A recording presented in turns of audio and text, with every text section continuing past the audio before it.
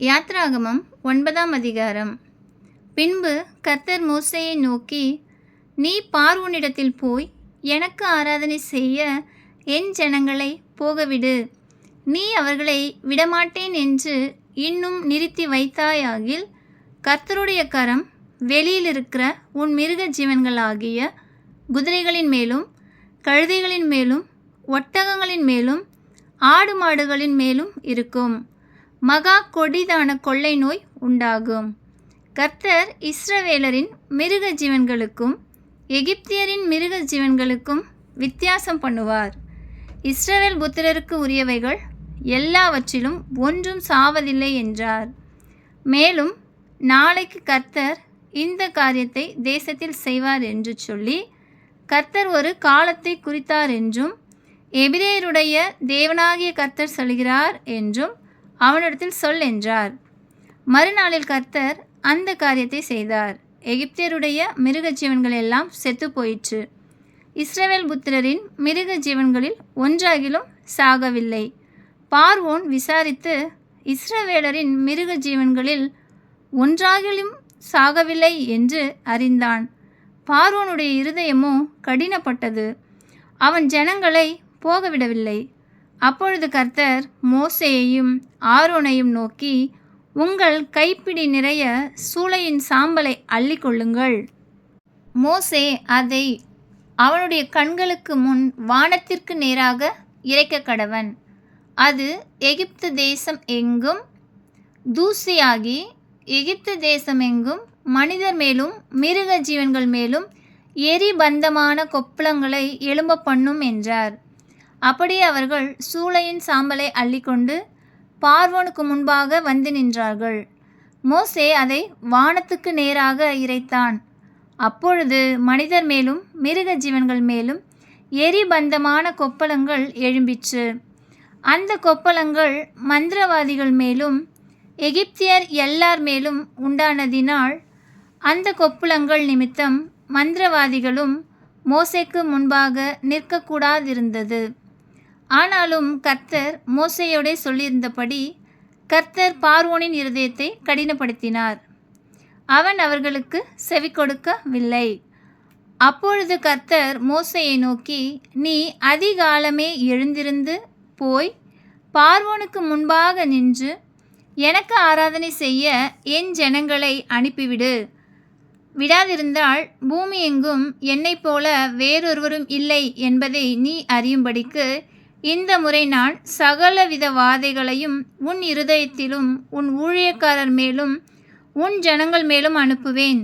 நீ பூமியில் இராமல் நாசமாய் போகும்படி நான் என் கையை நீட்டி உன்னையும் உன் ஜனங்களையும் கொள்ளை நோயினால் வாதிப்பேன்.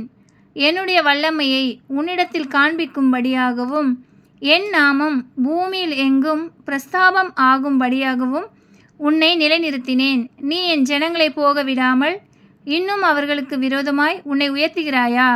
எகிப்து தோன்றிய நாள் முதல் இதுவரைக்கும் அதில் பெய்யாத மிகவும் கொடிய கல்மழையை நாளை இந்நேரம் பெய்ய பண்ணுவேன். இப்பொழுதே ஆள் அனுப்பி உன் மிருக ஜீவன்களையும் வெளியில் உனக்கு இருக்கிற யாவையும் சேர்த்துக்கொள். வீட்டிலே சேர்க்கப்படாமல் வெளியில் இருக்கும் ஒவ்வொரு மனிதனும் மிருகமும் செத்து போகத்தக்கதாய் அந்த கல்மழை பெய்யும் என்று எபிரேயரின் தேவனாகிய கர்த்தர் சொல்கிறார் என்று அவனுக்கு சொல் என்றார். பார்வோனுடைய ஊழியக்காரரில் எவன் கர்த்தருடைய வார்த்தைக்கு பயப்பட்டானோ அவன் தன் வேலைக்காரரையும் தன் மிருக ஜீவன்களையும் வீடுகளுக்கு ஓடிவர பண்ணினான். எவன் கர்த்தருடைய வார்த்தையை மதியாமற் போனானோ அவன் தன் வேலைக்காரரையும் தன் மிருக ஜீவன்களையும் வெளியிலே விட்டுவிட்டான். அப்பொழுது கர்த்தர் மோசேயை நோக்கி, எகிப்து தேசம் எங்கும் மனிதர் மேலும் மிருக ஜீவன்கள் மேலும் எகிப்து தேசத்தில் இருக்கிற சகலவிதமான பயிர் வகைகள் மேலும் கல்மழை பெய்ய உன் கையை வானத்திற்கு நேராக நீட்டு என்றார். அப்படியே மோசே தன் கோலை வானத்திற்கு நேராக நீட்டினான். அப்பொழுது கர்த்தர் இடி முழக்கங்களையும் கல்மழையையும் அனுப்பினார். அக்கினி தரையின் மேல் வேகமாய் ஓடிற்று. எகிப்து தேசத்தின் மேல் கர்த்தர் கல்மழையை பெய்ய பண்ணினார். கல்மழையும் கல்மழையோடே கலந்த அக்கினியும் மிகவும் கொடிதாயிருந்தது. எகிப்து தேசம் குடியேற்றப்பட்ட நாள் முதல் அதில் அப்படி ஒருபோதும் உண்டானது இல்லை. எகிப்து தேசம் எங்கும் மனிதரையும் மிருக ஜீவன்களையும் வெளியிலே இருந்தவைகள் எவைகளோ அவைகள் எல்லாவற்றையும் அந்த கல்மழை அழித்து போட்டது.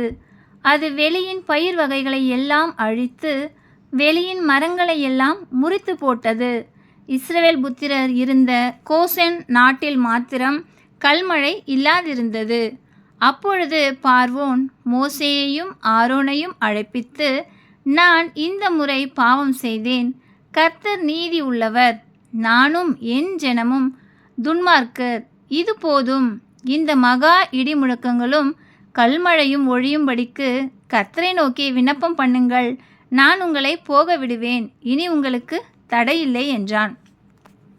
மோசே அவனை நோக்கி, நான் பட்டணத்திலிருந்து புறப்பட்ட உடனே என் கைகளை கர்த்தருக்கு நேராக விரிப்பேன். அப்பொழுது இடிமுழக்கங்கள் ஓய்ந்து கல்மழை நின்று போம். அதனால் பூமி கர்த்தருடையது என்பதை நீர் அறிவீர். ஆகிலும் நீரும் உம்முடைய ஊழியக்காரரும் இன்னும் தேவனாகிய கர்த்தருக்கு பயப்பட மாட்டீர்கள் என்பதை அறிவேன் என்றான். அப்பொழுது வார்கோதுமை கதிர்பயிரும் சணல் தாழ்பயிருமாயிருந்தது. அதனால் சணலும் வார்கோதுமையும் அழிக்கப்பட்டு போயிற்று. கோதுமையும் கம்பும் கதிர் விடாதிருந்ததால் அவைகள் அழிக்கப்படவில்லை.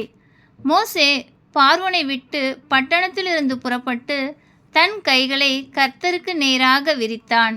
அப்பொழுது இடிமுழக்கமும் கல்மழையும் நின்றது. மழையும் பூமியில் பெய்யாமலிருந்தது.